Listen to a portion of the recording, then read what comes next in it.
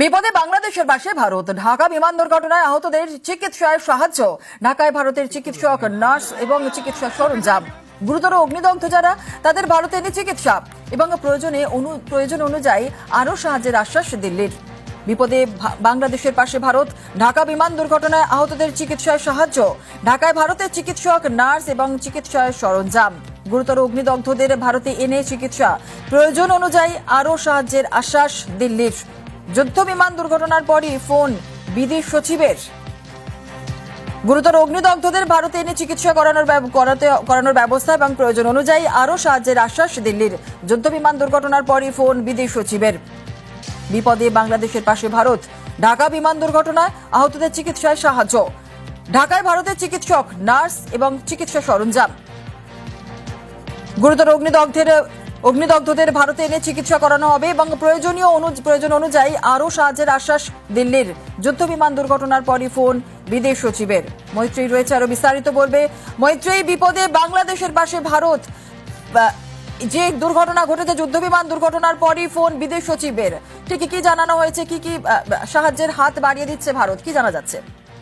দেখো, ভারতের তরফ থেকে বিদেশ সচিব ফোন করে জানিয়েছেন যে ভারতের তরফ থেকে সব রকমের সহযোগিতা করা হবে এবং ইতিমধ্যেই ভারতের তরফ থেকে ওয়ান স্পেশালিস্ট চিকিৎসক, নার্স এবং মেডিসিন পাঠানো হচ্ছে বাংলাদেশে এবং সেখানে প্রয়োজন পড়লে তাদের এই ডিজাস্টারের পরিস্থিতিতে সেটা ম্যানেজ করার জন্য আরো টিম পাঠাবে ভারত, সেটাই জানিয়েছে। এবং একই সঙ্গে বিদেশ সচিব ভারতের প্রধানমন্ত্রী অর্থাৎ নরেন্দ্র মোদীর বক্তব্য যে তিনি শোক জ্ঞাপন করেছেন সেটাও পাস করেছেন বাংলাদেশের বিদেশ সচিবকে।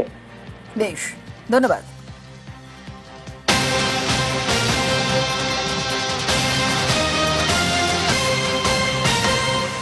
আর বাংলাদেশের সচিবালয়ের সামনে ধুন্ধুমার পরিস্থিতি। ছাত্র বনাম পুলিশ সংঘর্ষে ফের উত্তাল পদ্মাপাত। বিক্ষোভকারীদের লক্ষ্য করে সেখানে লাঠিচার্জ হয়। পড়ুয়া পুলিশ সংঘর্ষে জখম হয়েছেন 50 জন। রবিবার ঢাকায় বিমান বিপর্যয় হয়। মাইলস্টোন স্কুল অ্যান্ড কলেজে ভেঙে পড়ে যুদ্ধ বিমান। আর এই পরিস্থিতিতেই 24 জুলাইয়ের এইচএসসি পরীক্ষা স্থগিতের সিদ্ধান্ত নেওয়া হয়। গতকাল দুপুরে মাইলস্টোন চত্বরে পরীক্ষা স্থগিতের ঘোষণা করা হয়েছে এবং তারপরে কিন্তু শুরু হয় বিক্ষোভ। শিক্ষা উপদেষ্টা, শিক্ষা সচিবের পদত্যাগের দাবিতেই চলে বিক্ষোভ।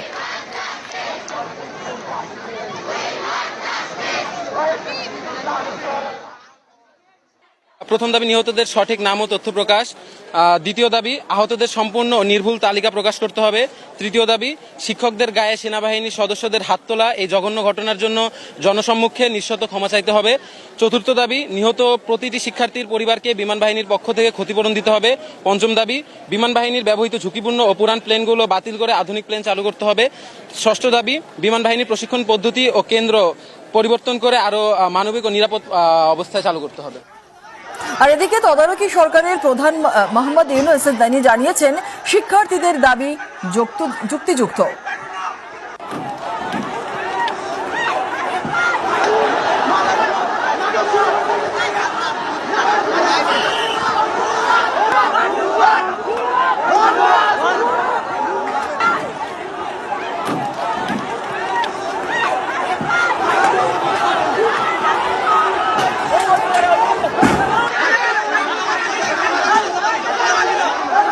আর এখানেই অনেকে প্রশ্ন তুলছেন যে সরকারের প্রধান যেখানে দাবি মান্যতা দিচ্ছেন, সেখানে আন্দোলনকারীদের ওপর কেন হামলা করছে বাংলাদেশের পুলিশ? তাহলে কি ইউনূসের রাশ আলগা হচ্ছে?